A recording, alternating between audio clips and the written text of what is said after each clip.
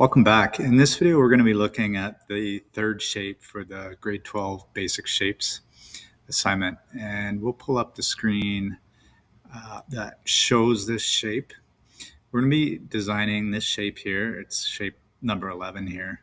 And I'm going to walk you through the steps to do this. This won't be a step-by-step how to do it tutorial. I'm going to sort of move through the steps and show you kind of the end processes, because at the beginning it's kind of stuff that we've already done. So let's go through the timeline to see how this shape could get made. This is just one strategy. There's always a lot of different ways you can create a 3D shape. So in this case, it started out with a rectangle, which was dimensioned to the correct dimensions, and then that was extruded up. This is forming our base of this shape. Next we did this sketch here. It is a rectangle with the appropriate dimensions and then a circle. The next step was to extrude everything except for the circular part to provide kind of like what I might consider the column of this shape, or the post, or whatever you want to call it. Next, we extruded this cylinder.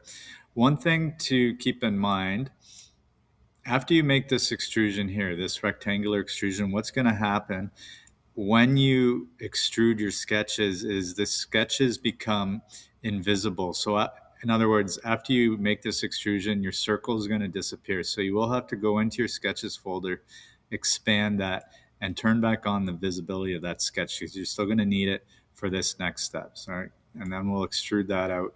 Now, what I want to show you is the hole tool. Okay, so if we look here in the timeline, there's been 2 instances of holes, and that's something we haven't really done yet. Usually we made holes by sketching circles and then extruding circles. So if we take a look at the hole tool and how that works, the hole tool is right here. So I would click on that, and then we would select on this face to place that hole. Since it's already been done, I'm just going to jump to it in the editor, and I'm going to double left click that to edit what's already been done. And let's say that I initially placed the hole and it ended up off center. Say it was over here in the face. What you can do is you can go here into the edit feature, the hole tool, click on where it says select, and this is going to help you select reference edges. Watch what happens when I click on the circle. What it does is it automatically clicked our hole and it centered it with this existing circle. So in other words, it made those two things concentric, which means that they share the same center point. If we scroll down in the hole tool, one thing you would probably, it's going to default to having a distance where you can specify how deep that goes. Best practice, we're going to click on that, and we're going to just say go through everything. So we're going to select all. The diameter of the circle is adjusted here. We happen to want 20 millimeters, so I'm not going to change that, but you might need to. And then you would click OK. So the hole is now made, and we can move on and take a look at this next hole that was made in the base section. For that, we're going to double click on that and edit the feature. And let's say you went into the tool. Actually, you know what? Let's delete this, and we'll do this from scratch. Okay, so delete, and we'll select hole tool, and we're going to tell it that it's on this face. I want this hole to be 40 millimeters in from this edge that's highlighted black right now, and 20 millimeters in from this edge. So what I'll do first, I'm going to click select, so you can select 2 different references, which you can see here, and we're going to say from this edge, we want the center of the hole to be 40 millimeters into the shape. It's very tempting at this point to click enter, but please don't do that, because it's going to close the tool and assume that you're done making changes. Instead of hitting enter, click the other select button.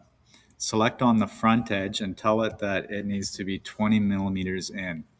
We're not quite done yet. We want to select all so that it goes through everything, and then we want to make sure we have the right diameter, which is 20 millimeters. So we're going to type in 20, and now with everything done, we can click OK. The hole tool is done. Our next steps is to round over these corners, and then we want to put in a nice sloped fillet here on the edge. So you can see if we advance the timeline, we use the fillet tool to make some fillets on there. And if we advance it one more time, we made these fillets. So we'll just roll back one step and we'll do these fillets together. Fillet tool is right here. We click on that, and then we're going to be clicking our two edges that we want to make fillets out of.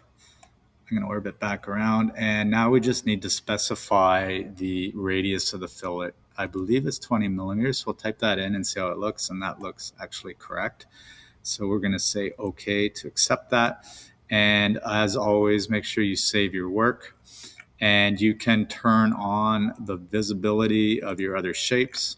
You kind of have a bit of a mishmash of stuff here, so you will have to drag them and separate them from each other. And so we'll move that one shape out, and we'll move, that's a sketch, we don't want to do that. I'm just clicking the undo button. Turn off the visibility of the sketch. I'm going to click and drag that shape away from the others, save the work, and submit in the Google Classroom. You're submitting the link for the project.